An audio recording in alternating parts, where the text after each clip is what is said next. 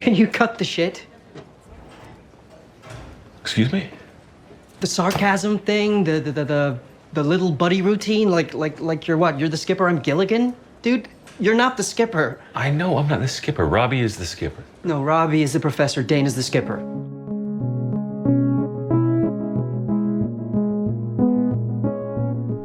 Welcome to the Pitt podcast, the official companion to the Pitt on HBO Max. I'm Hunter Harris. And I'm Dr. Alok Patel. It's 8 p.m. in the Pit. The shift is officially over, but our superstars are still there. There's only one episode left.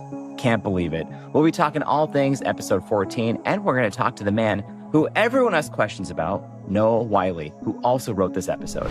This is one of those moments that allow you to feel like you are a marquee player under the gun at the time when you need to deliver. So I live for those moments.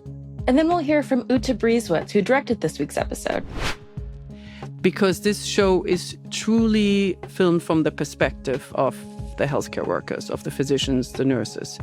And so the camera basically always pivots around one of our characters. Today's shift starts now. Hunter, shift technically, according to the clock, probably according to payroll, is over. But it, kind of not really over. We see our residents still charting. We see people trying to play catch up. We've got some unfinished business. Dr. Robbie catches Javadi on her phone. There's more cases coming in. Dr. Robbie's handling Duke. There's a lot happening, even though people are off the clock. What's your overall take on not only what's happening in this episode, but is this giving you more or less anticipation for the final episode? I mean, way more anticipation. I think about mid-season, I started wondering, if this is a 12-hour shift, how are we going to get to 15 episodes? And I did not think about the paperwork that would be required after they've been analog for several hours. So I think it's kind of a nice little twist at the very end that everyone, including Santos, is stuck doing paperwork.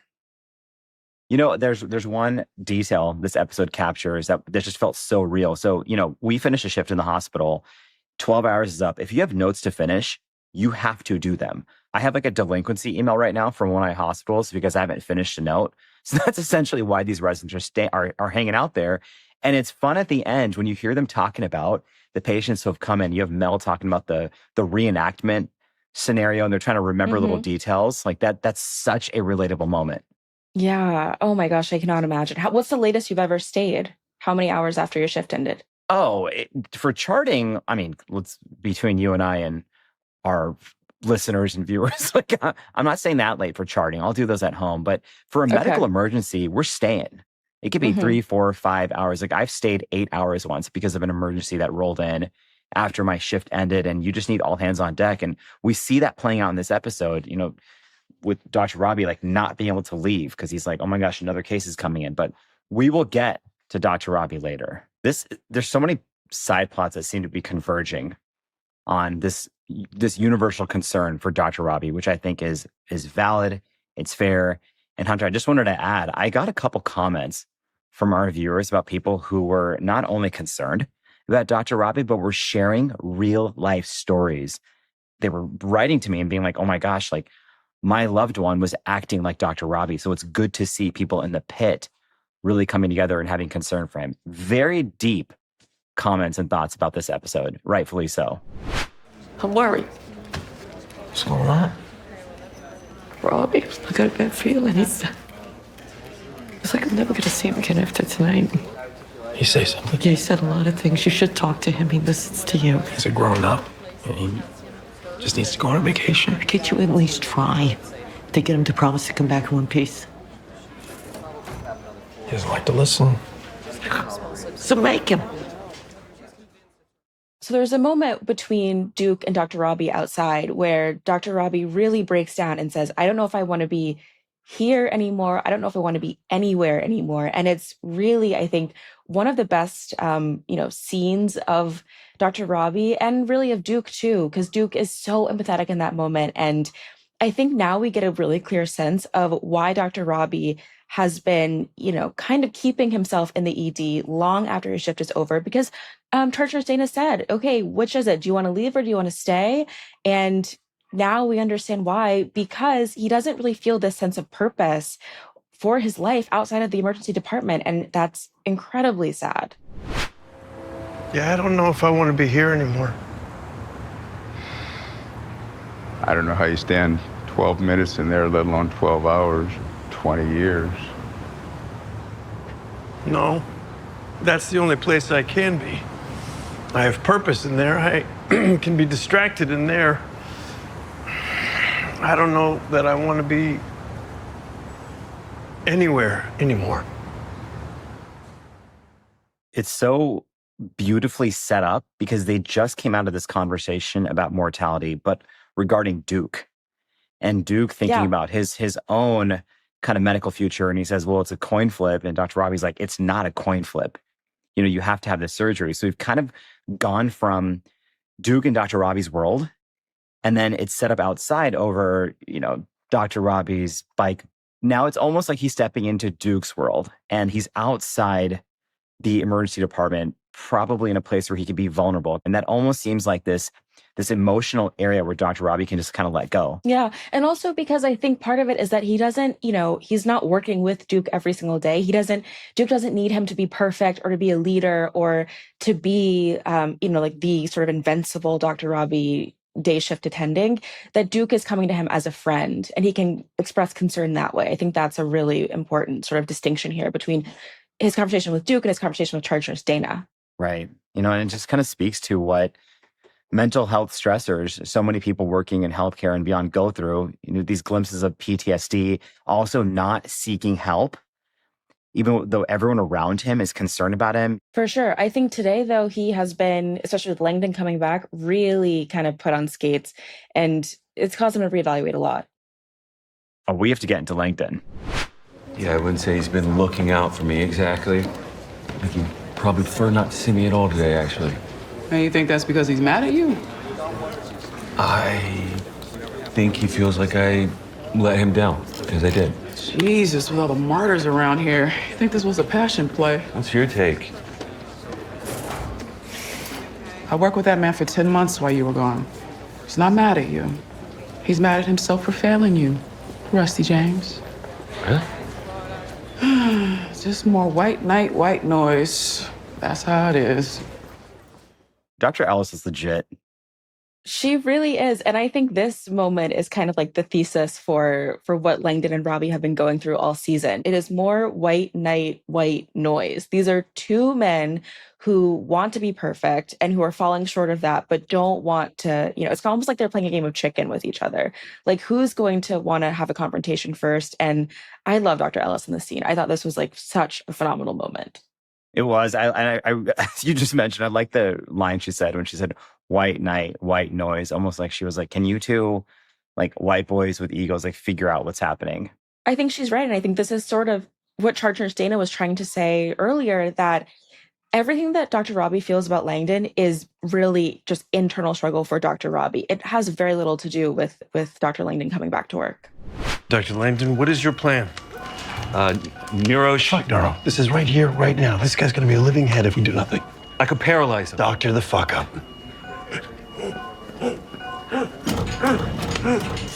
Sir, the partial dislocation of the two vertebrae in your neck is putting pressure on your spinal cord. I can try to move the neck bones back into place. That could help. There's no guarantees. If we do nothing, the weakness is definitely going to get worse. But either way, there's still a chance of paralysis. Do it, please. This is one of my favorite like medical things this season, because I'm like, so Dr. Langdon is like pulling on this guy's neck and we're hoping that something clicks into place. I need you to explain to me what's happening here. And also I can see the risk of it on Langdon's face because he looks stressed. So I'll tell you straight up, I have never seen or heard of someone doing this procedure in an emergency department without a neurosurgeon involved. But I've read about it. It exists in the literature. So what essentially is happening is this guy got into an accident, hit a telephone pole, I believe, airbag deployed. And by the way his neck was injured, by the way his head was hit, his cervical spine, so we have 7 cervical vertebrae, C1 through 7, they kind of move and they flex and they rotate and they're on these hinges. And one of the hinges basically moved out of place. And so that is what is described as the unifacet dislocation. Now what's happening is that it may be causing pressure on the spinal cord, which runs in between, kind of in the middle of the vertebrae. Okay. And then Langdon makes that comment. He's like, oh, this could be also cutting off the blood supply. So when you have this progressive pushing and swelling on the spinal cord, the symptoms start to get worse. So the guy's rolling in the back and he's saying, oh my gosh, like now my arms are tingling. And then what causes the emergency is when he says, I'm having trouble breathing. And C3, C4, and C5 keep the diaphragm alive. So if you lose those C3, C4 vertebrae, like you can't breathe anymore. That's when Dr. Robbie's like, we got to do something. Neurosurgery is not coming. And so they do the reduction manually. So you got two guys holding him down and basically trying to get that hinge to click back in place. Usually when this is done, neurosurgery has a specific kind of a halo device to hold the neck in place. They're using imaging. And that closed reduction, meaning it's done without surgery, is done with extreme supervision. So this is definitely some cowboy medicine. But it was Langdon's return to glory. And I like that Robbie is the one who tells him, I've never seen this happen, so you need to do it. Because I think that's a big moment in their relationship moving forward. Bad data is shit data. Maybe she was diaphoretic and they slid down en route. Yeah, she was moving a lot. Diaphragm, my ass. She had big breasts. You didn't want to move them out of the way to get under her bra line. Come on, Robbie. Women are misdiagnosed for heart attacks all the time. This is a big reason why. Shall we put it to a vote? Hey, ladies in the room, show of hands. Death with modesty or life with brief nudity? Death or life? Look at that. Turns out women want to live. Got it. EKG is an amazing tool if you use it right. So all shift, Dr. Robbie has been having some outbursts, and finally one is directed to some kind of clueless EMTs, maybe. Can you tell me exactly what they did wrong? And obviously they did not want to move this woman's breasts, and that's how they missed a STEMI? So what Dr. Robbie, thank God he caught this, is he walks in that room and notices that the EKG leads, so those little tiny stickers you see that are connected to the wires that read the heart's electrical rhythm, those stickers are too low on this woman. And so those leads, the anterior or the front of the chest leads, need to literally be on the chest wall.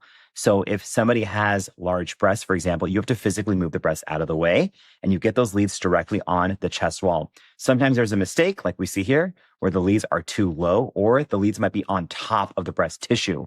And if that happens, you're not reading the right electrical current, if that makes any sense. You got to be reading exactly what's coming from the heart.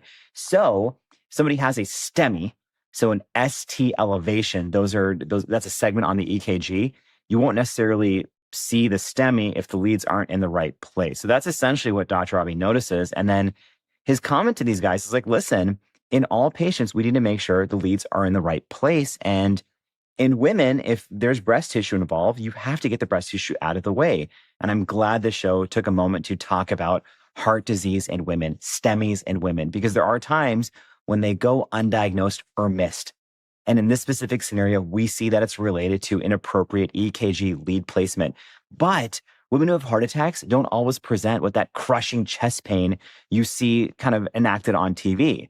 Women can experience different pains like fatigue, nausea, vomiting, jaw or back pain. Sometimes their symptoms are dismissed. They present late. Thank you for coming to my TED Talk, ladies and gentlemen. No, I love it. I loved the dressing down of the two EMTs. Like, what would you rather, have an EMT move your bra or die of a heart attack? And all the women raise their hand like, I'd rather just feel uncomfortable for one moment. That was really satisfying as someone who loves Dr. Mohan and Dr. Santos. To other people who've been kind of publicly dressed down by Dr. Robbie this shift, I'm sure they're like, okay, now I get to see someone else get their just desserts. Hunter, we are finally seeing the cracks in the foundation of Dr. Robbie, not only in his relationship with his own mental health, but with everybody else. Like this is a pivotal time. Should we go inside the pit and talk to Noah himself? Oh, we're going to need to, because I have questions. Also, like that moment with Duke is the moment when I'm like, yeah, I can't act, because that is like next level, like award winning acting. I've seen your TikToks. You're pretty good. Noah, thank you for taking the time to chat with us, and massive congratulations on everything that Pitt has done for the industry, for healthcare, and for sweeping the award season. Kind of awesome and deserved. Thank you, Doctor. Great to be here. Finally. Thanks for finally having me on. My goodness, how long has it been now? No, we have a pivotal moment in this episode. The layers of the Dr. Robbie onion are being peeled back, and it seems like Duke is the person who gets it out of him. Their relationship outside the ED is something that really gets Dr. Robbie to open up about his mental health. So I wanted to ask you about how you approach this as a writer and an actor in terms of the portrayal, the blocking, all of it. So I attacked it from a couple of different standpoints. And Duke was a significant character because we don't really have a frame of reference for anybody outside the hospital that has a relationship with Robbie. So to bring in somebody that, is not medical, that he knows in civilian life, that he's been working on this motorcycle with and maybe showed a little bit of that interior life that he wouldn't show his coworkers was a significant point of view to bring in. There's something really deep about not only you as an actor, but Dr. Robbie that came out on screen. Yeah, I don't know what it is. A few years ago, I was working in a job in Chicago, and I had a day where I had to be extremely emotional. And it was one of those days that would normally throw an actor or you'd get sort of insecure or full of anxiety about. And I remember I went to work and all these actors kept saying like, how you feel, man? You think you're going to get there today? Or man, I'm glad I'm not you today. And I just remember thinking, this is like the greatest day of my life. I'm going to go in there and do great work today. This is what I live for. This is what I've trained for. The clock is ticking down. We're down by 2. I want the ball. This is one of those moments that allow you to feel like you are a marquee player under the gun at the time when you need to deliver. So I live for those moments. To me, they're the most fun. Wow, that's great. I want to know about the relationship between Dr. Mohan and Dr. Robbie. It seems like when Dr. Robbie is so strict with Mohan and says, like, are you having a panic attack because of your mommy issues? How much of that do you think comes from this reveal when we learn that Dr. Robbie was abandoned by his own mother? Everybody wants context for why I'm so mean to Mohan. Yeah, I get that. It's an interesting thing, this audience reaction to Robbie, because as much as you want to put him on a pedestal and think that he's a hero, he's a very flawed individual. And when he shows those flaws, yes, they're not pleasant to look at, nor are they pleasant for him to experience. But, he's deflecting, he's projecting. And when he perceives weakness in others, it's like holding a mirror up to himself, and he won't allow it in himself, or he won't allow it in anybody else. And you can almost draw a line of correlation that's directly proportional to as angry as he gets to another character is as angry as he's being on himself.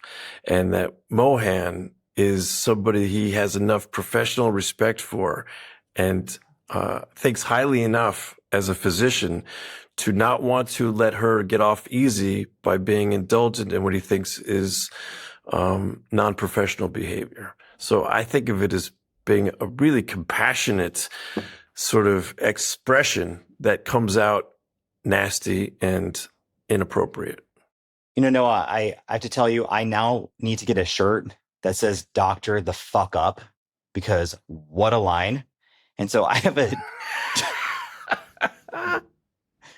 I got a 2-part question. My first question is, who wrote that line? What inspired it? But also, that line was delivered when Dr. Robbie was speaking to Langdon, and they finally had this tough love moment that I think people have been waiting the entire season for. And I'm curious the direction of why that moment had to happen with this really intense cervical spine reduction and why it just wasn't in a break room in a routine conversation. It's a fascinating relationship, that relationship. And I really loved playing it out with Patrick this season because it has a lot of different nuances to it. And it depends on almost how far back you want to pull the frame of the picture. On the surface, he's come back and of course he's penitent because he's disappointed the teacher. Then you look a little closer and you think, oh, look, the teacher actually feels like he failed the student. Oh, it's different than I thought. And then you look a little closer and you think, oh no, he's representing the road of recovery. He's done the work that Robbie's not willing to do. He's kryptonite to Robbie. Robbie can't even look at him in the eye because he's just going to remind him of what he does not want to look at. And then you take it a step further and, you get into that scene where the last point of graduation between these two characters is for Langdon to not look at Robbie as the expert in the room, but to be the expert in the room. And in that moment, that is Robbie pushing him so far out of the nest violently to say, I'm not going to be here tomorrow. I may not be here ever again. This is the last, it's on you now. You're the Robbie now. So doctor the fuck up. And that's awesome. It's harsh and revealing of Robbie admitting his own limitations, but is also, again, it's his anointment of Langdon is like, your turn, torch passed, You're looking at burnout here. I need somebody else to pick up this mantle. Where did that line come from? The doctor the fuck up. That's pure Scott Gimel. Wow, you're the Robbie now. I got chills. That's really moving. Okay, so this episode ends on a big cliffhanger with Dr. Robbie looking at a chart that Dr. Al-Hashmi has shown him. Can you sort of talk to us a little bit about how their dynamic has changed throughout the season and acting those scenes out with Sepida? Sure. What a lovely add she's been to this ensemble, and what a perfect sort of foil and counterbalance she's been to Robbie all season long. They've had this lovely cat and mouse with each other, this lovely sort of one-upsmanship quality, trying to figure out how they're going to jurisdictionally operate around each other, how Robbie's going to, in good faith, impart this ED that he loves to somebody who's not quite sure about her methodology. And then over the course of the shift, I think almost silently they grow this professional respect for each other's abilities. They each watch each other in action and have to come away saying, I may not like him as a person, or I find her irritating, but she's good. And she's a pro. Okay, patient is a 40-year-old female with a history of seizure disorder for the past 35 years. She had no perinatal complications and was in excellent health until age 5 when she had the onset seizure activity following prolonged illness with viral meningitis. Her altered mental status from the infection.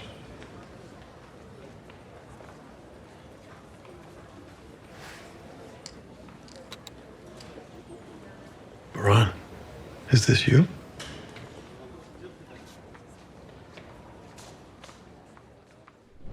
And you take that rapprochement, and that's the energy going into this last scene where suddenly this mystery that we've watched her going through all shift long gets context, and the context is significant and will redefine their relationship again after that.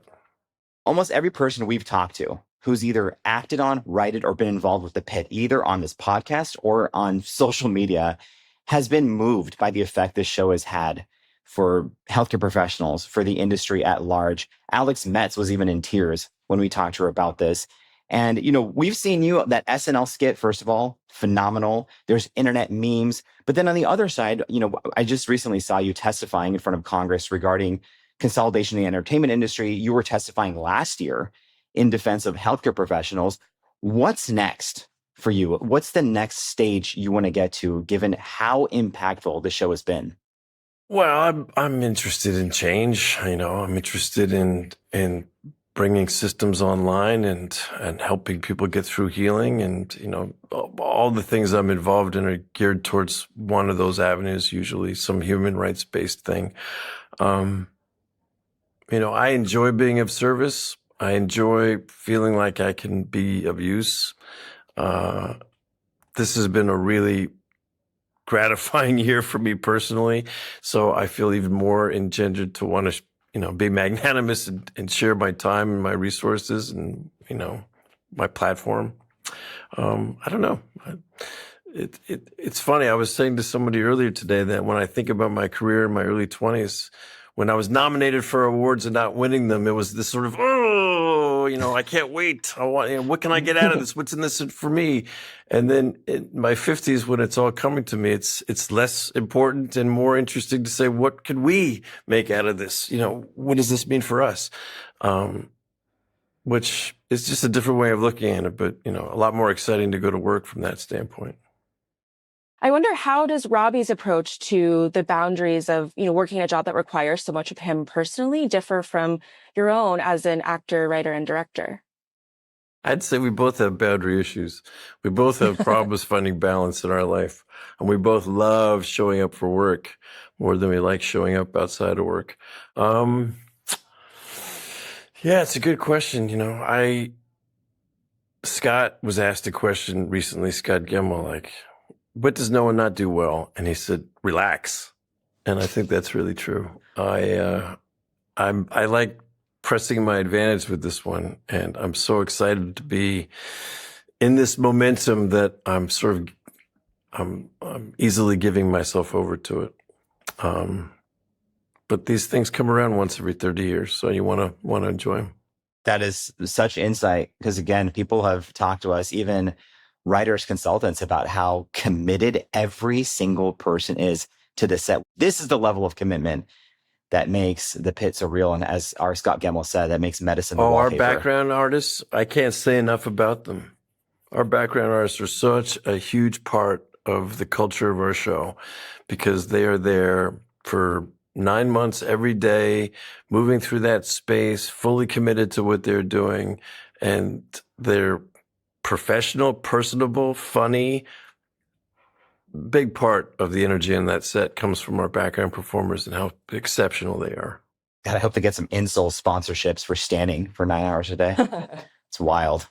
Thanks to our lending library and our punitive policy of not letting people have phones on set, they're the best red background in Hollywood, I can tell you that. Well, no, I want to be mindful of your time, unless there's something that you have not gotten a chance to be asked that we can take this moment to do right now. Because we're talking about episode 14, I would just love to acknowledge the work of Jeff Kober as Duke in our show. You know, it's not easy to come onto a show that's already established and is running like a freight train, and to have a character that's got a significant backstory with the lead.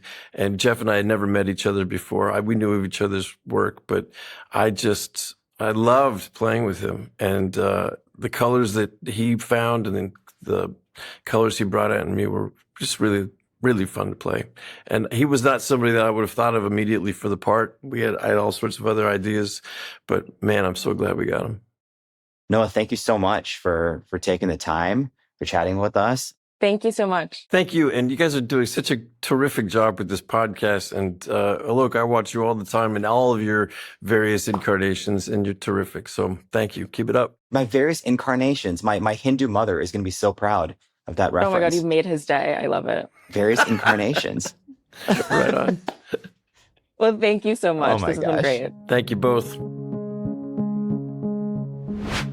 It's interesting because, Hunter, when I mentioned to people that we were going to be interviewing Noah, everyone is like, what does Noah think about the administration and about public health and about Medicaid expansion, and what are they going to address? And there's so much expectation on this show. It's a really interesting parallel between Dr. Robbie and Noah. Noah's activism, Dr. Robbie as an ED attending. Yeah. I mean, I think that's probably why the moment with Langdon plays so wonderfully, where he says, Doctor the fuck up, it's time. You know, I think what Noah said, like, Robbie's not going to be here tomorrow. Maybe he's not going to be there ever again. So it's really time for you to like take up this mantle on your own. You're the Robbie now. There's some part of that I think is because of the expectation that we put on Dr. Robbie, and how we do think of him as maybe the prototypical idyllic attending, when he is just, you know, as human as anyone else in the ED. Now let's go outside the pit and hear from Ute Brieswitz, who directed this week's episode.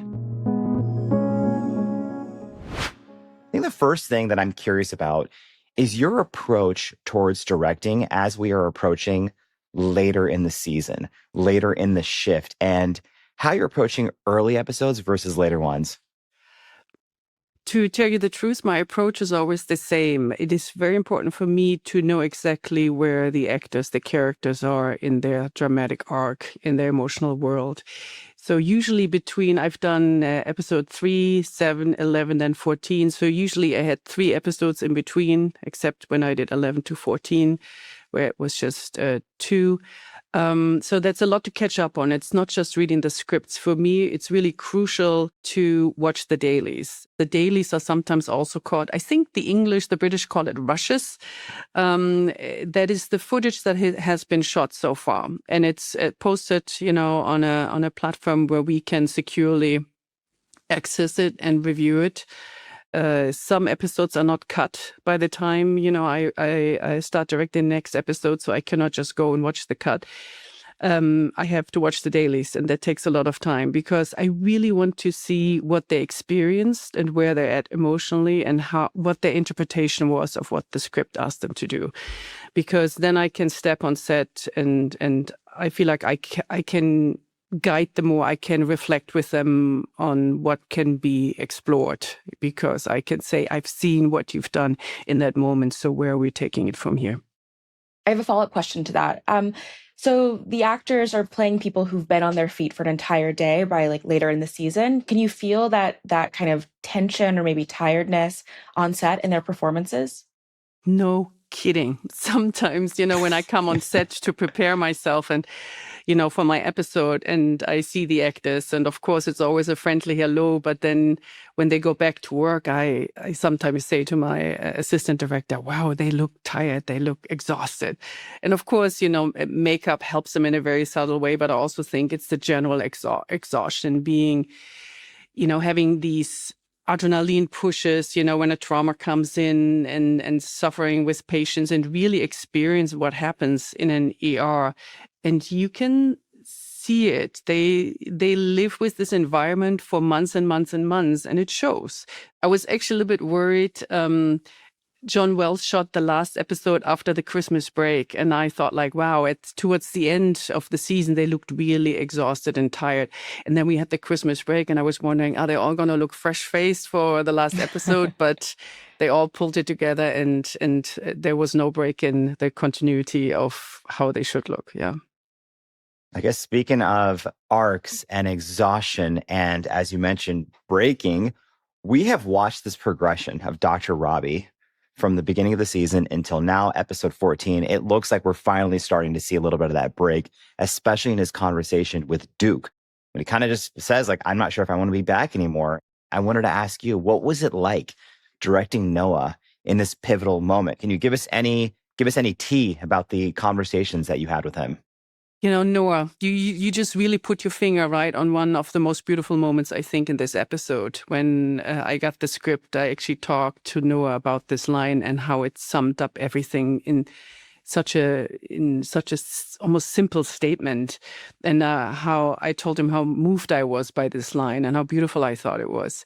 And with most actors, you ask things like, do you want to have your close-up taken a little bit later? Do you want to, warm up to it, dial it in a little bit? And Noah is always like, you can shoot me right away. There's a lot where this is coming from.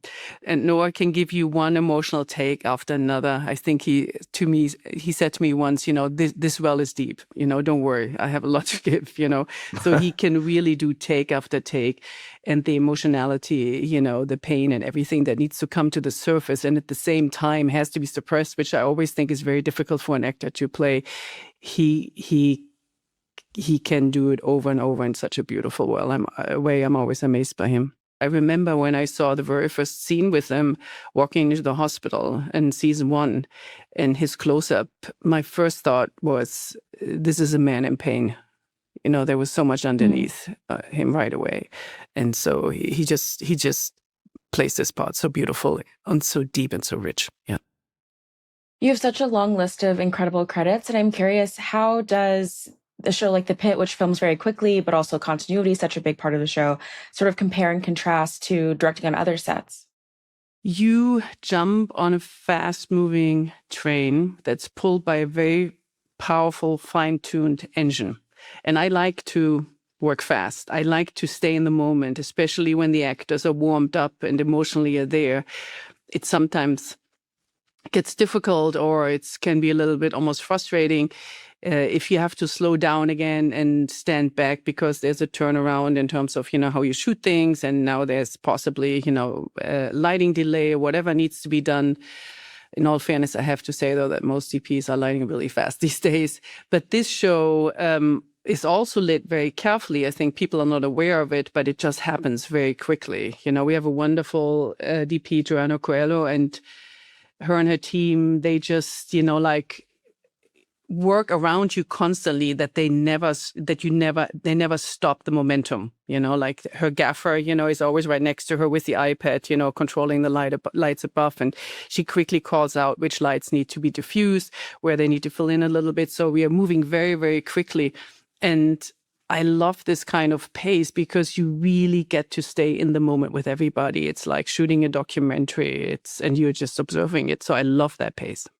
Is there anything as you're working on it that kind of surprised you throughout the episodes? Something specifically about the show, the content that you're like, wow, this is different. I didn't expect this. You know, every show has its own style. And as a former DP, I like to think that I can identify the style of a show easily or quickly. But I needed a little bit of, soft lessons from our DP, Joanna, and she was very sweet about it, because this show is truly filmed from the perspective of the healthcare workers, of the physicians, the nurses. And so the camera basically always pivots around one of our characters. Sometimes, my first episode, I would make suggestions like, oh, let's just jump back here and do a wide shot. And Joanna would just gently tell me, I don't think they're going to use this. Or she would say something like, oh, we never really do that. And I really had to wrap my head around it more. What is the visual style of this show? And the key is really, it's always from the perspective of a healthcare worker. So it looks like, I think the show looks more easy than it actually is. It's not just following, it's very specific who we are with when the camera hands off to another, a character, and what perspective we're using in what scene. So it's very, very specific. And I found it more challenging than some of the other shows that I've done. So as a physician, I like to assume, Uta, that things are not going to surprise me when I see them. I'm like, well, I've seen it all. But this moment with Langdon and Dr. Robbie with the cervical spine reduction, like phenomenal. And, the storytelling arc was incredible. I wanted to ask you what it was like to direct this moment where maybe there's some redemption in the relationship between Langdon and Dr. Robbie. This is a moment that I think the audience has been waiting for literally 14 episodes. What was it like to finally give Langdon this time to almost prove himself to Dr. Robbie that he still has it? I love this question because I have to tell you, as directors, we're always curious, like, what kind of trauma am I going to get? Am I going to pop the hood? Am I going to look, inside somebody's chest? And I love this trauma for several reasons. First, of course, it's a big redemption moment for Dr. Langdon. He still has it. He was brilliant in that moment. The stakes are so high. This person could be paralyzed from the neck down, possibly die as well, I think. They were talking, the other option was like to intubate him, but he was declining so rapidly with his nerve damage. And Dr. Langdon making the call saying he's just seen it once to say, like, I'm going to attempt it. You're already at the edge of your seat. And also the big difference in this trauma scene is that it is very much about life or death, but the patient is awake. He is wide awake. He experiences what's happening, what's done to him. So that adds another level of, I think, anxiety as a viewer watching this. Like you really kind of, behind the monitor, I think I was grabbing my DP's knee and, jamming my nails into her knee because I was so tense. I loved it so much. The key also really was for me as a director to make sure that we get a feeling that there is strength applied, power. They're really pulling, that Noor and the other doctor are really pulling downwards and Patrick is pulling upwards, So when shooting this, of course, we cannot apply any kind of pressure or pull, push and pull on the actor who's playing the patient. We have to be very gentle. And so there is a lot of, muscle tension that I was watching to make sure that we were really selling this moment. And I think it was absolutely beautiful how Patrick played the moment of relief and basically also shock, like I did it when it worked. And this proud moment of Noor, Dr. Robbie looking at him and just saying, good job, but totally underplaying it on the way out, not making a big deal about it, is also so beautiful. I think you have to be confident as a doctor to be able to do your job, to make calls like this. Just as confident, like you have to be confident as a director to be able to lead people or be a voice on set that people are willing to listen to. And I think your confidence can be taken away from you so easily. And I feel like this is this beautiful moment where Dr. Lennon is getting his feet back underneath him, just to be told by Nurse Dana, you have to go and do your drug test, so it's a lovely juxtaposition of being a brilliant physician who just saved somebody's life to no, you have to pee into a little pot. And it is incredible how seamless the show looks. And then we learn about how much effort it really takes to get every scene right. It's super cool to hear. Let me just add something to that. There is a meeting that we have during the prep time where the AD department just walks everybody through where every patient is at that part of the story. So they say, in North 17 we have whatever, the broken leg, and in South 4 we have the burn victim. So everybody is being tracked. There's also a script supervisor, and her job is, we have 2 script supervisors. The one that works with the director on set, with the actors, and then there's a second script supervisor that just tracks all the background movement. So I've never had a show where you work on so many levels. And you also, at this point, I just want to point out the dedication of the extras that we have. I remember, in this season there was one Asian gentleman that was standing next to his wife's bed. And he was standing there all these months, every day. He was standing there. So whenever I passed him, I would say to him, sit down whenever you can, sit on the bed or find a chair, sit down, rest your legs a little bit, because his storyline was he was there with his wife, and he was worried about her, and he was standing right next to his bed. So this gentleman was standing there for several months every day. It's amazing. Wow. Unsung hero. Yes, we're really unsung heroes for us, as viewers. It's 15 hours, it's a 15-hour line. But for the extras that are there, they are committed to the show, and they show up and they do it month after month after month, whatever they're doing in the background. That's so cool. Wow. Uta, that was amazing. Thank you so much for sharing all that. Okay. As we enter the end of the season, it's so cool for people to hear about how you follow character arcs and the effort you put in, and it truly shows. So thank you. Thank you so much. Thank you so much for having me. This was really wonderful. That's it for today's episode of the Pitt Podcast. We'll be here next Thursday right after the finale drops. And as always, we want to hear from you. You all have sent us such insightful questions and comments. Keep it going. If you have a hot take on a character, if you're a medical professional and you want to add a detail, we want it all. And also tell us, what did you think of this season? What do you want to see next season? Watch us on HBO Max or listen wherever you get your podcasts. The Pitt Podcast is a production of HBO Max in collaboration with PRX. The executive producer of PRX is Jocelyn Gonzalez. Our managing producer is Courtney Florentine. Our editor is Lucy Perkins. Our production managers are Edwin Ochoa and Tony Carlson. Our video producer and editor is Anthony Q. Artis, with assistant editor Damon Durrell Hinson. This show is engineered by Tommy Bazarian. Special thanks to Joe Carlino.